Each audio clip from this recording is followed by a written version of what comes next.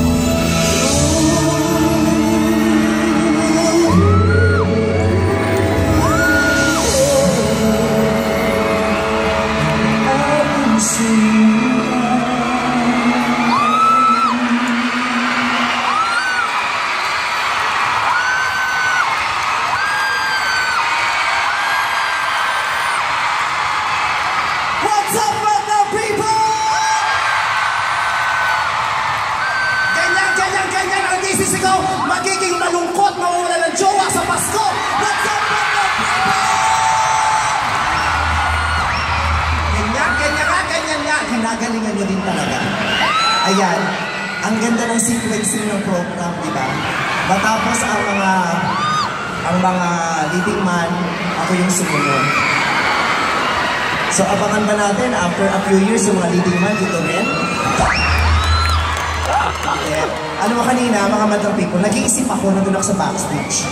Ako'y binalot ng katahimikan. Nag-iisip ako, ano bang nangyayari sa paligid? Sabi ko, bakit pa kasi nauso-uso pa ang katagang change is coming? Ayun tuloy, dahil sa nauso ngayong taon talaga ang katagang change is coming, ang daming nagbago sa paligid. Sa tao, sa mga bagay, sa mga pangyayari, sa kondisyon, sa buong mundo, ang daming nagbago. Change has truly come. Ang daming nagbago. Mga bagay na pinanalangin natin magbago, mga bagay na hindi natin inaasahang magbago, mga pangyayaring nagulat na lang tayo pag-isip natin nagbago. Katulad na lang ng traffic. Dati-rati, ang traffic pagpasko lang. Samantalang ngayon, ang traffic buong taon. Buti pa ang traffic tinapon ng isang taon.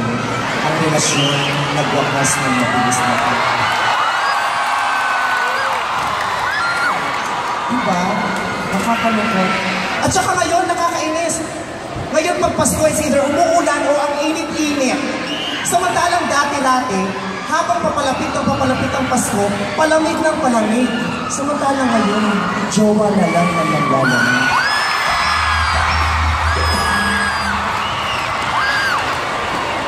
Nakakainis yung mga ganyan.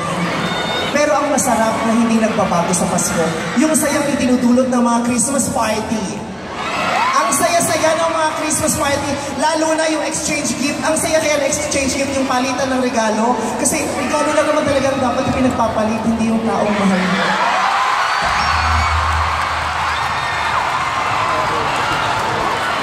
Huwag nyo naman isipin na pinagdadaanan ako. Hello, ang saya-saya ko, no? Hello.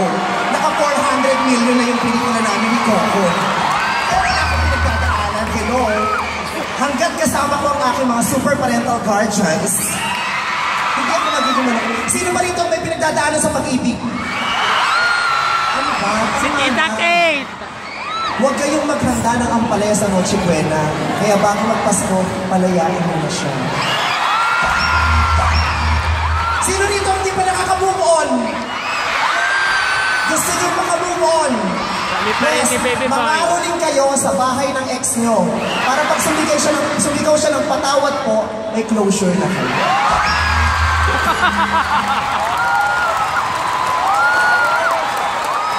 Diba? Ang daming nagbago, nakakainis.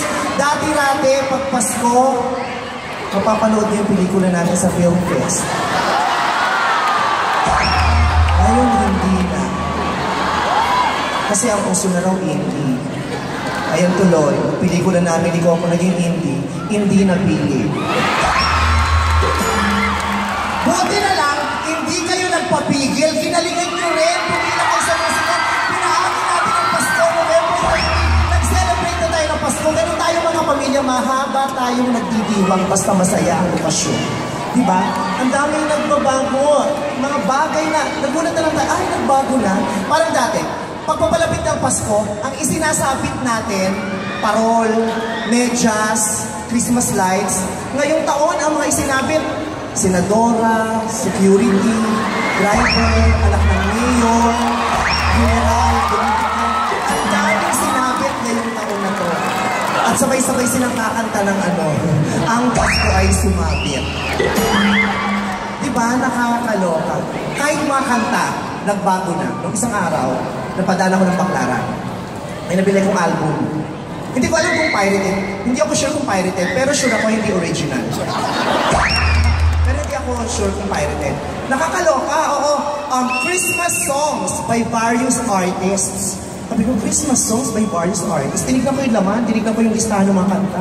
Ang unang kanta, Jingle Bells by, Jingle Bells by Baron Geisler.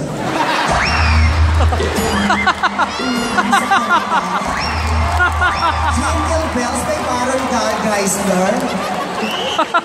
Tapos sinundan pa lang I'm Dreaming of a Wet Christmas by Ting Medina. Ang gusto ng mga kanta. Meron pa, duet. Miss Kita Tuwing Christmas by Laila de Lima and Ronnie Daya.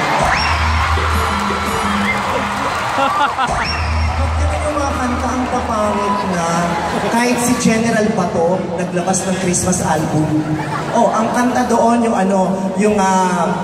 tawag dito, maganda yung kanta doon sa album niya, binasa ko talaga. Ang title ay kalimutan ko tuloy yung title. Basta maganda.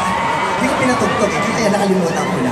Pero ang daming nagbabago, ang daming nagbabago sa paligid. Ang masarap lang, buti na lang, hindi nagbabago. Yung sarap ng pagkain ng mga Pilipinong nakahatag sa pagkainan tuwing Medianoche at Noche Buena, di ba? Nakasalubong ko nga si Vice President Lady Robredo. Sabi ko, Vice, ano bang paborito niyong pagkain sa Pasko? Sabi niya, lahat paborito ko, pwera lang ang puto bongo.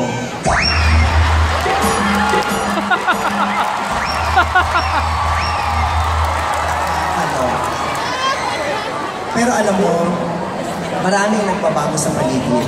Pero ang isang hindi nagbabago, yung pag-aantay nating lahat, tayong lahat ng mga kapamilya na tumagting ang Pasko. Kasi ang Pasko, yaan ang panahon na iiwanan natin lahat ng mga hindi magandang pangyayari. Iniiwanan natin lahat ng buot, hindi pagkakaintindihan, dahil lahat tayong uuwi para sa pamilya natin sa araw ng Pasko. Yaan ang hindi nagbabago. At ang isa pang hindi nagbabago, ang pagmamahal nitong isang grupong ipapakilala ko sa inyo.